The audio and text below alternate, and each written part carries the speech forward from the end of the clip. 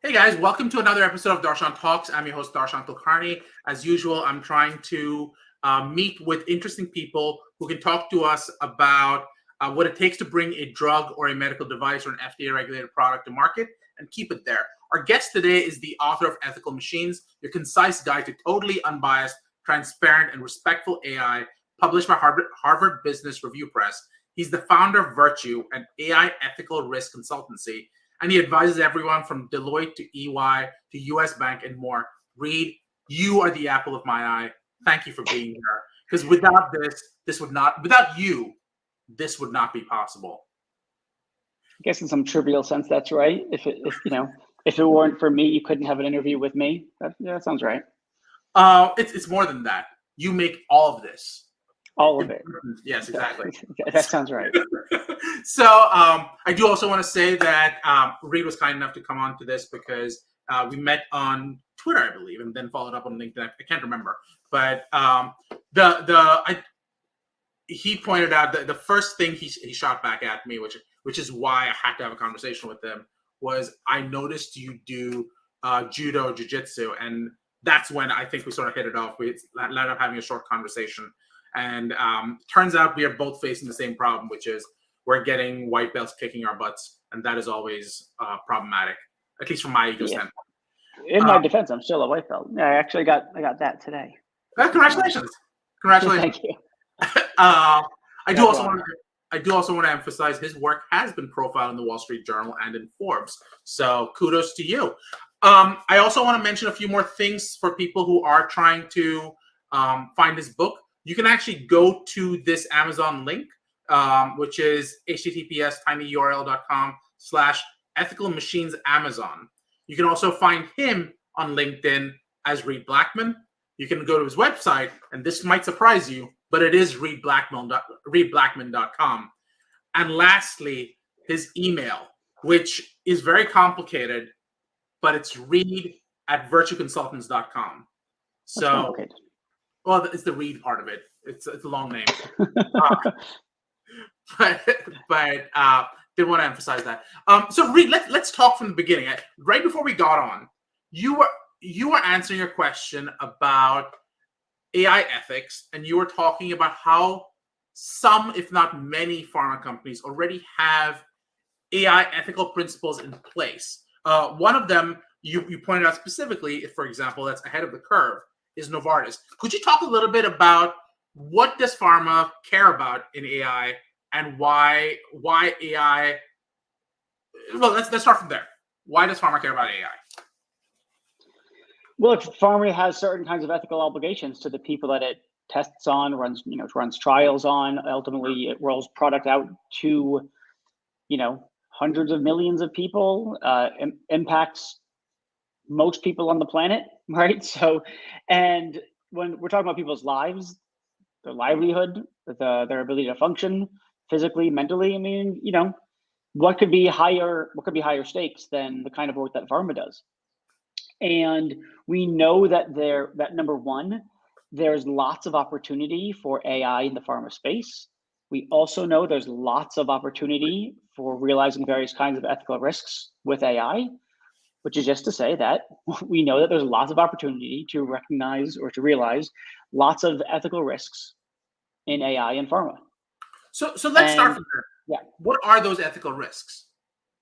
All right. So look, I could go on this for a while, but I will try to refrain myself. Look, okay. So first of all, for an audience, in case your audience isn't sufficiently familiar with AI, right? Let's assume nothing. Okay. Yeah. So people get really intimidated by the topic because they think, oh, AI, artificial intelligence, that's for the data scientists or the engineers, the computer scientists, all techie stuff. The truth of the matter is that in concept, AI is really simple. So the vast majority of AI that's around now is what's called machine learning. And again, machine learning sounds intimidating until you realize that all it is learning by example. Software that learns by example. That's the core of AI, of machine learning. It's software that learns by example. We're all familiar with software, right? Microsoft, GarageBand, iTunes, whatever. You all know software. And you know what it is to learn by example. And so it's just software that learns by example. So for instance, to take a non-pharma example, if you want to know if you want your photo software, your photo AI software, to recognize your dog Pepe whenever you upload a new a new photo of your dog Pepe, first you give it a bunch of examples of Pepe.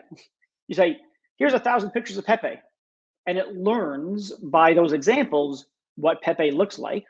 And then when it gets a new photo, that photo number 1001, hopefully it will get it right by labeling it Pepe. Or if it's not Pepe, it won't label it Pepe. So it's just software learns by example. Now, that's a trivial example, but maybe you want to say something like, tell me when this patient is likely to develop diabetes within the next 2 years.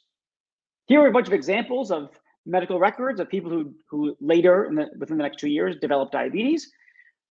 And now I'm going to give you another example, and you tell me the likelihood of that person developing diabetes in the next 2 years.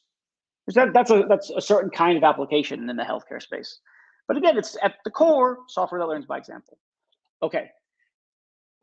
So first of all, before I go on to talk about what the sort of ethical risks of that are, how does that sound to you? No. So what you gave is an example of machine learning. What are the other types of AI out there that people are thinking about and talking about? I mean, there's a lot of different kinds of software. There's object recognition software, and there's I don't know. There's lots of different things that get technical. I'm trying to think about putting things non-technically, but you don't need to know them. Okay. In short, you don't need to know them in order to understand the ethical risks of AI, of most machine learning. Okay. So we've now reached a point where we know that the one question everyone's worried about is AI basically the Terminator? Is that what we're worried about? No, that's forget about that stuff. Okay. Don't worry about that. Right. I mean, here's the key thing about Terminator-esque things. What you're talking about, you're talking about a number of things. One, you're talking about something like consciousness or sentience, the ability to feel pain and pleasure. Forget about that. That's not an issue. The other core thing is that this is what's called artificial general intelligence, or AGI, as contrasted with artificial narrow intelligence, which is what machine learning is an example of.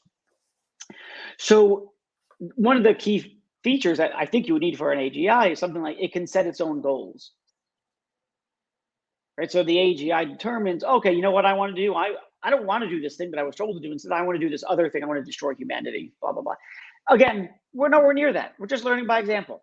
That's software learns by example. So we're nowhere near having the kind of thing that can have experiences of pain, pleasure, or anything else. Doesn't know what it's like to smell a rose or some such. And B, can set its own goals. That would be another feature of an AGI. Don't have that. We just have software that learns by example. But that's enough for there to be all sorts of ethical screw-ups, despite the intentions of the people who are creating it. So you might think, oh, we just need to make sure that we don't have bad people creating bad AI, but that's not what's going on. What's going on is that there's a variety of ethical risks that you can accidentally realize despite your best intentions. So what are your top three? So the top three, I think they're the top three on everyone's list, or at least I think they ought to be. And these are the top three because they arise out of the nature of the beast that is machine learning, as I like to put it. So okay, so here are the three. One is biased or discriminatory algorithms or models. And so you give it a bunch of examples of what people look like when they develop diabetes 2 years later. Turns out all the medical records you used were of, say, white people of a certain age. And so what it learns is not how to spot diabetes in a general population. It learns how to spot diabetes in a population of white people of a certain age.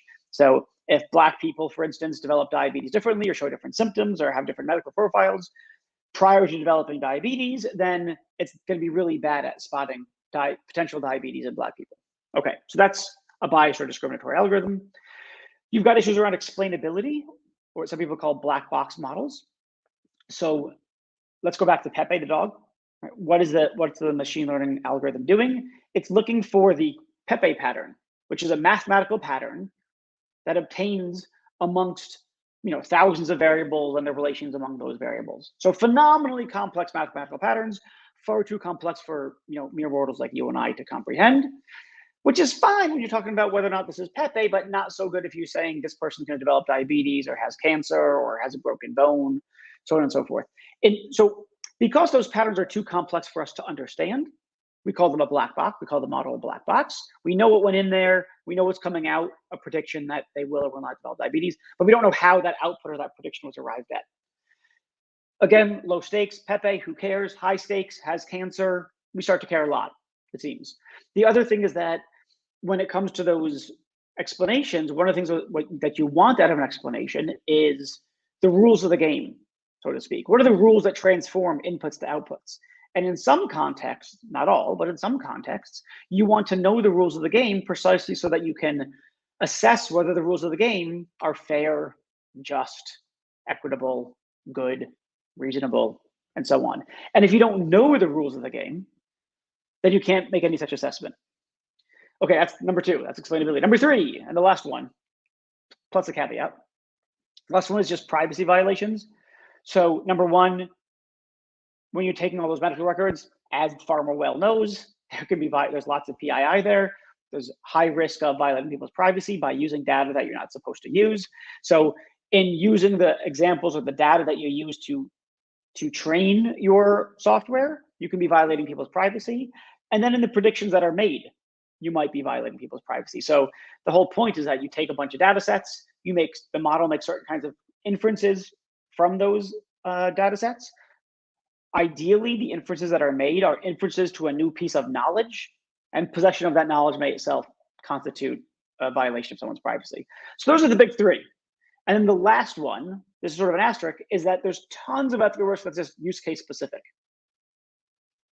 So it's not, those 3 come about because of the nature of the piece that is machine learning, because it's this software that learns by example. The more examples, the better, aka the more data, the better, and it recognizes complex patterns. You're going to get potentially recognizing discriminatory patterns. You're going to get complex patterns that are too complex for us to understand. You're going to get privacy violations because you got to feed the beast so it works. But then there's all sorts of uses towards which you could put your model. So not a pharma example, but maybe you want to, let's take a pharma example. Let's take a fictional example. At least I hope it's fictional. The Limitless Pill, right? You want to create the pill that makes people bonkers intelligent, just sort of IQ off the charts. And you use AI to make, certain kinds of predictions about who would be good for that, or how to come up with that drug, how to design that drug.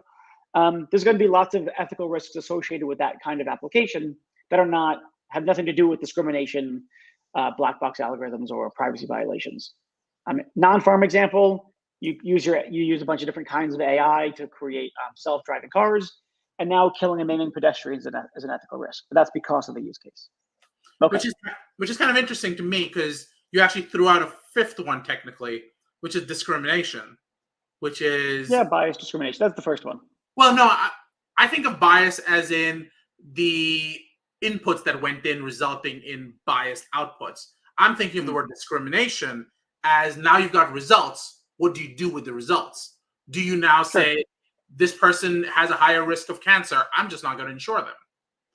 And, right. And that's a whole different set of risks and ethical issues that come out of it. So let's talk about each one individually. Let's talk a little bit about the use of biased models. Obviously, the big news out of this was Google got in trouble, or at least got some really bad PR, because the AI they were developing seemed to have issues with this idea of having bias. So do we have some kind of consensus as bioethicists as ethicists in general on how to address this issue of bias? Like, is it throw as much as you can and just have as many unbiased resources to create an unbiased result, or something else? So no, there's no consensus. Okay. That's the short answer. The second thing to say is a kind of clarification, which is to say that there's loads of sources of, I'm going to use them interchangeably, bias or discriminatory impacts or outcomes. It can be because the data set you use, so when you have a machine learning model, it makes certain kinds of quote unquote predictions. Those often occur under a spectrum. So let's go back to the diabetes case. Probability ranging from 0 to 1, right? And at some point you have to choose, okay, what's the probability at which we intervene in some way? Is it when they're at 0.37 or 0.46 or 0.95? So you got to set a threshold. Yeah. So the bias results can be, where you set your threshold. You set your threshold one place, it's going to have this kind of impact across various subpopulations. You set it somewhere else, it's going to have this different impact across various subpopulations. And so where you set it can be a source of discriminatory impacts. What your objective function or goal is. This is actually one of my favorite examples. You're in the business of predicting, you're doing lung transplants and you want to distribute lung transplants. And what do you want to do? What's your goal? Well, you want to give the lung to the person who will get the most use out of it. You want to maximize years used, right? Because all else equal, you don't want to give it to a 95-year-old when you can give it to an 18-year-old, because they're going to get a lot more use out of that donated lung, or kidney, pick your favorite organ. Sure. And so you set that as your objective function for ethical reasons, right? You want to save as much life as you can. But if you're maximizing years saved and it turns out that, say, Black people have worse mortality rates than white people, then you're going to get a model that is going to give more lungs or kidneys, whatever it is, to white people than to Black people, because on average they live longer. And so that's going to be a discriminatory impact, even though you thought you were setting an ethically acceptable, even ethically noble goal. So there's lots of ways for discriminatory impacts to come about. Okay. Then the question becomes, among others, what do we do about this? There is a burgeoning literature. I mean, it's fairly well established, but it's still growing literature, the academic literature that is, on machine learning fairness.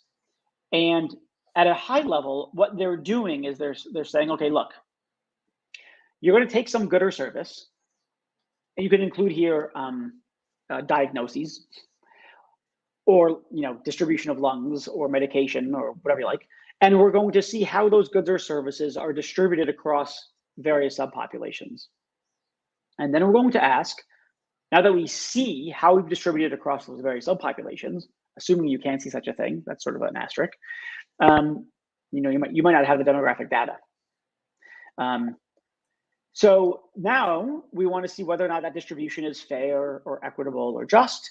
And lo and behold, in the academic literature, you've got quantitative metrics for fairness. Right. Metrics. And then you say, okay, how do we score on these metrics? And that's a fairly standard approach, I would say. Not among ethicists, but at least among people in the machine learning fairness world. But now here's the thing. Are you still here? Okay, good. Just trying to give you the view. Okay. Here's the thing. Those quantitative metrics are not compatible with each other. You can't score well on all of those metrics at the same time. Scoring well on one necessarily means you score poorly on another. So for instance, you can minimize false negatives or you can minimize false positives, but you can't do both at the same time. And different metrics will speak to that sort of thing. So is it more fair or just or less discriminatory if we minimize false positives or minimize false negatives across various subpopulations? That's a really substantive ethical issue. And if there is a consensus, then the consensus is it's complicated, and you need to take things on a case-by-case basis and figure out what's the appropriate, given that there's an appropriate metric here for fairness in this particular use case, what's the appropriate one? Or put slightly differently, as I might prefer to say it, what are the inappropriate ones? So, and it's sort of reminding me, this conversation is reminding me of some of the other implicit or explicit biases that we've had that may permeate through this conversation. There has been a history, for example, in the research space, where Black individuals got treated differently than white individuals, and that may have resulted in different outcomes. You feed all those outcomes into a type of machine learning system out there. What it may get out of it is that Black people have worse outcomes and therefore should be biased against, when the result was actually a result of bad treatment decisions, not resulting in the bad outcomes. And I think it doesn't look at causation, it just looks at results. And that might become a problem. So is the thing that you're getting at that sometimes we use proxies to make predictions, and those proxies can be misleading? So right. So in the criminal justice system, this is sort of a famous example. You might want to put your police where the high crimes are. Right. But you don't have data on where the crimes are committed. You have data on where the arrests are made. Right. And so you use where arrests are made as a proxy for where crime is. But if you're already over policing one population relative to another, and you're more likely to arrest one member of a population than another kind of population, even though the alleged crimes are the same, then you're going to get skewed data about where the crimes are being committed, and thus start assigning police again on that basis, and then it becomes a vicious circle. So is that what you have in mind? Something like that's exactly what I was thinking. We're going to use as a proxy need for care. Since we don't have their need for care data, we has historical need for care. And what we use for historical need for care is historically provided care. Right. And then that's got all sorts of kind of discriminatory shades to it. We're going to get, biased data about who needs care. So let's take that second piece, which is now going into that black box issue. Now the FDA has come out and they've pointed out that this is an issue. We can't approve something if we don't know how the system works. So it raises all kinds of issues, right? The FDA's core function, for the most part, is reproducibility and quality systems built in. That's really what they focus on. If that's true, if you don't understand why something works, you have no way of knowing whether it will continue to work. And the FDA has put out some white papers and the like, but how we know that the future is AI. The question is, how do regulators start thinking about it? How does pharma start preparing for something like that? Yeah, that's a good question. I find that the conversation around black box models relatively frustrating. So first of all, you might not know how something works, but you've tested it a bunch and you know it's really reliable. You might say it's more reliable than the average person, right? Than the average doctor. So say the average doctor is, pretty good at diagnosing, but of course, look, doctors forget things. They don't stay up with the cutting edge research. They just make mistakes. They're stressed. They're distracted. So are doctors reliable at diagnosing diseases? Well, to some extent, but they suffer from all sorts of, all too human ailments that make it the case that sometimes they're not so reliable. So it can't be something like 100% reliability is a necessary condition for responsible care, because if that were the claim, then you wouldn't allow doctors to diagnose anyone since they're not 100% reliable. Okay, so one question here is about what the benchmark is. Mm-hmm. The other thing to say is if you've tested it a million times and it keeps coming up with the same kinds of results, and you don't know how it keeps coming up with those results, nonetheless, that's still very strong evidence that it's reliable. So, well, I don't know how my visual system works, but I just don't know about how eyes work. The optic nerves and the part of the brain. I don't know, but I rely on my visual system every day, all the time. Right, but here's the difference. The difference is if something goes wrong, I get to blame you. If the system goes wrong or the AI goes wrong, it's really hard to blame someone who wasn't even in the room, and especially if the decisions were made even in compliance with what the government wants. My issue would be if we don't know what inputs change the output, you don't know what change in inputs will cause a different output. Well, I think that this is got to be part of the testing, Okay. and there are things to be done, right? So you could do certain kinds of counterfactual testing, something like, had this input variable not been part of the of how we trained up our model, would we still get the same result? Or had this? So there's two things here. When we're talking about explainability, there's at least two things we want to keep our eye on. One is what's called the global explainability, which is what I referred to earlier, which was what are the rules of the game? Right. Okay. And then there's local explainability, which is why did this particular set of inputs lead to this particular output? Why did Reid's medical profile or medical history result in this prediction about his health? That's local explainability. So, and we can run counterfactual testing to learn things about both global explanations and local explanations. And I take it that if you're trying to figure out whether or not this thing is reliable, it's going to have to go through a battery of tests to see whether or not the thing is sufficiently reliable. I'm not saying that, listen, of course we can always, as long as it passes all the tests, it's sufficiently reliable, we don't need explainability. I'm sure there are use cases where that's important. It might not be in all. And, I just think we need a more nuanced approach than a black box is never ethically acceptable or a black box is always ethically acceptable. Take a similar kind of example. Suppose that I can use you may or may not have cancer. I use a black box model that historically, or, according to our tests, is 95% accurate. Best doctor is 75% accurate. Who do you want to do it? And you get informed consent. Would you rather have, so is it ethically acceptable? Let me ask you this.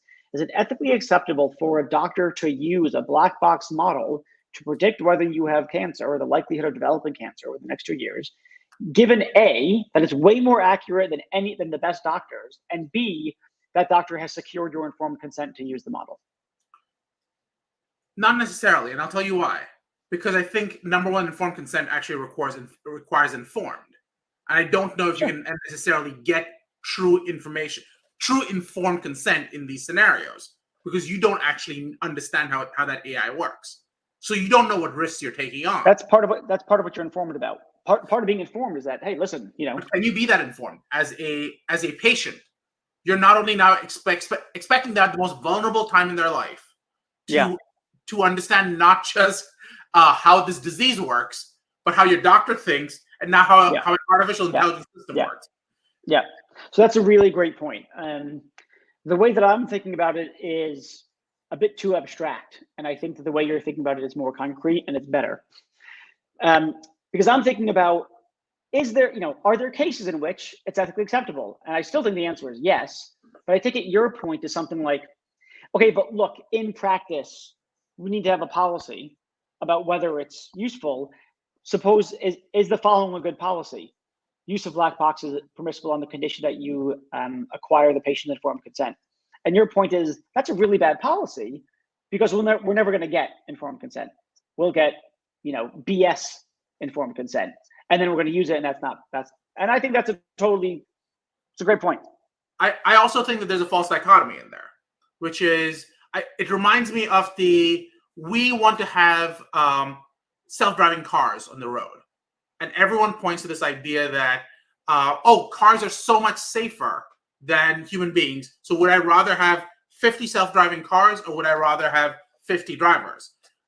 And I think that's a false dichotomy, because the question is, do the cars and do the drivers get impacted because of the presence of the other on the road? And the results, we expect a lot more from the cars because there's no driver. So, so the question becomes, are cars safer? Maybe, but are they safer? Comparing them to other drivers may not be a fair comparison. You have to compare them to other cars that are self-driving to really know if they are better. Does that point make sense? I'm not sure. I mean, again, the question is going to be, what's the relevant benchmark? So in self-driving car industry, you might think that the relevant benchmark is the car is safe on the condition that self-driving car is safe to use, or to deploy rather, on the condition that it's as good as the average driver. But then you might say that's not the right benchmark, because the average driver is really bad, right? Because they're highly distracted, they're eating, they're talking, they're listening to the radio, they're whatever, right? So then you might think the relevant benchmark is the best driver. Self-driving cars are safe to deploy when they're better than our best drivers. That is to say, non-distracted, non-drunk, et cetera, driver. And then we think, that is the relevant benchmark. Is there a higher benchmark than that? Which is it better than? Sure. So what would the higher benchmark be? Well, I take it then it's going to be, look, safety is a spectrum, or how safe it is a spectrum. And you could imagine, we could start putting numbers on these superficially. So you say the average driver is from 1 to 10, a 5. Our best drivers are a, 7. And then maybe the self-driving car is an 8. And so you deploy it. But there's still 9 and 10 to go. So it can keep getting safer. So the reason, and so maybe you say, no, we're not going to deploy until we're at level 9 or something like that. I'm not sure why that would be the case, but you could do such a thing. Right. And the reason I drew that analysis is, now do we expect drugs that are discovered by AI to meet a higher standard than drugs that are discovered and researched by researchers? Do we say that we expect more from you because you can crunch better numbers than the system we've used so far, which really is we just got lucky? So right now go ahead. Yeah, go ahead.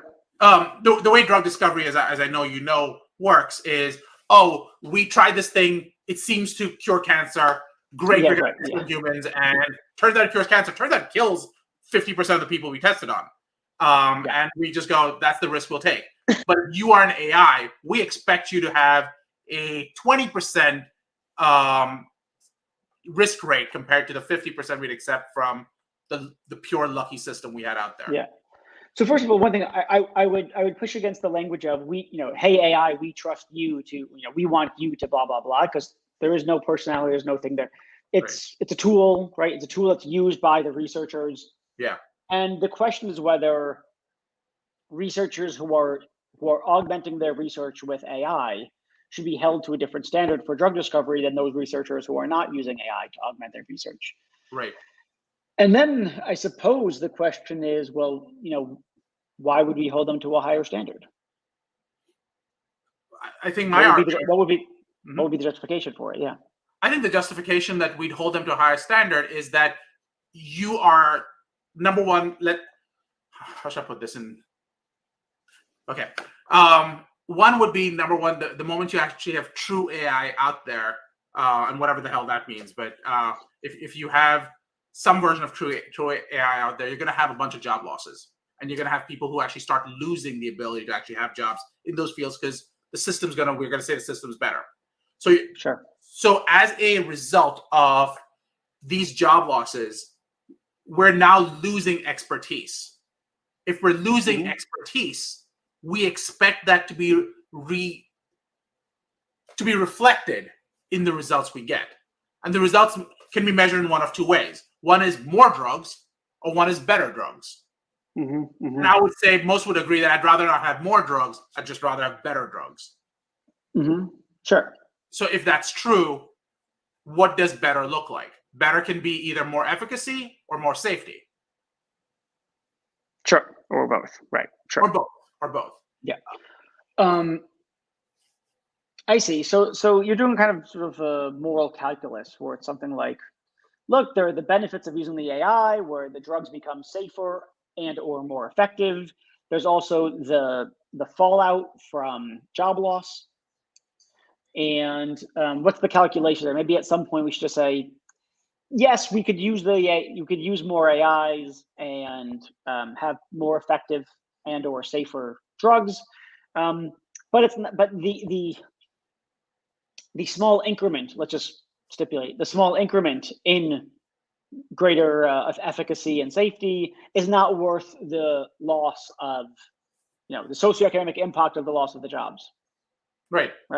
Yeah, that doesn't seem crazy to me. I mean, the question of course is the empirical one about the extent to which that impact really is trivial or massive, right? So if things unfold such that, actually AI, and this is sort of like a teaser for another time we could talk, AI plus quantum, is really amazing at creating way more effective and or safer drugs, way more, then at some point the scale is going to tip, right? So that, it's worth the economic job loss because the benefit is so much greater. This is all else equal, right? So this is assuming, for instance, that using the AI doesn't also, if you like, intrinsically wrong someone or make us default on certain obligations that we have. If we're just doing a kind of cost-benefit analysis, then yeah, at some point the scale is going to tip.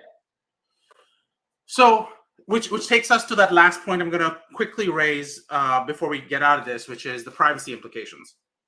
So you talk about the impact of this on privacy. One might argue that if you use the U.S. model, privacy really is health privacy is governed by HIPAA, and physicians are subject to HIPAA. One might argue that pharma is not really a covered entity, is not subject to HIPAA in the same way. unless you're getting the data from physicians.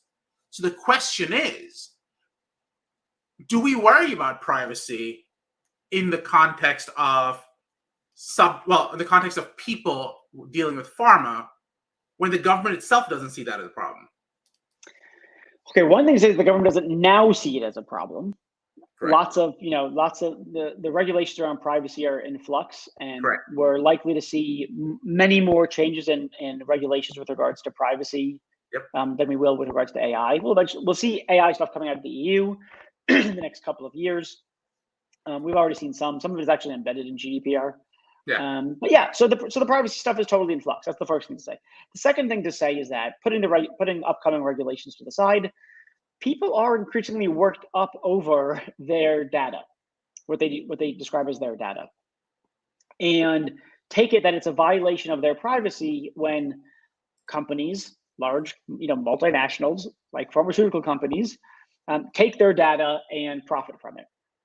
Now, you might think they're completely mistaken in their conception of what constitutes privacy, in their conception of, what it is to have data about you being yours. What does that mean? If it's not a legal sense, what are we talking about? Or just the simple fact that pharma's been doing that for the last 50 years. Yeah. Yes. So there's a very substantive ethical issue here about the extent to which using all that personal data that's not in violation of the law is ethically acceptable. I'm actually not big time privacy activist who thinks no, pharma should never have access to this data. It's my data. If you're going to take my data, then you have to compensate me for it, et cetera, et cetera. I see the rationale behind that. That tends not to be my own view, though. I'm inclined to think that people are confused about the distinction between data about me and my data, where the latter refers to some kind of ownership, moral or legal ownership, and the former, data about me implies nothing of the sort. But people move very quickly from, that's data about me, so it's my data. It's sort of like, that's a non sequitur. That's not a true inference. And the truth of the matter is, while of course, pharma can do really bad things, as we all know, they can also do really good things. Create life-saving cures, and you can't do that if you choke the supply of data to them so that they can't do real research anymore, which is a total shame. We can keep going. This is supposed to be a 20-minute conversation. We're at 40 minutes already. We can do part two. We're going to have to do part two. This was amazing, Reid. Before we let you go, how can people reach you? Yeah, they can find me. Go to my website, reidblackman.com. There's a contact thing there. You can email me at reid@virtualconsultants.com, which apparently I've recently learned is a very complicated email address. You can find me on LinkedIn. Just search for Reid Blackman. You can follow me, connect with me, whatever. I'm around. You can find me. Google my name. You'll find me. Perfect. And any last parting words? No, this was really great. I really love the questions, and I think there's a really interesting set of questions to ask around the connection between what's ethically permissible and what constitutes acceptable policy to govern those ethical practices. And that's exactly what came up with the black box thing. So I think there's loads of stuff to explore there. I think it's really interesting. I think we got to have that conversation. Reid, thank you so much for coming on. We can't wait to have you on again soon.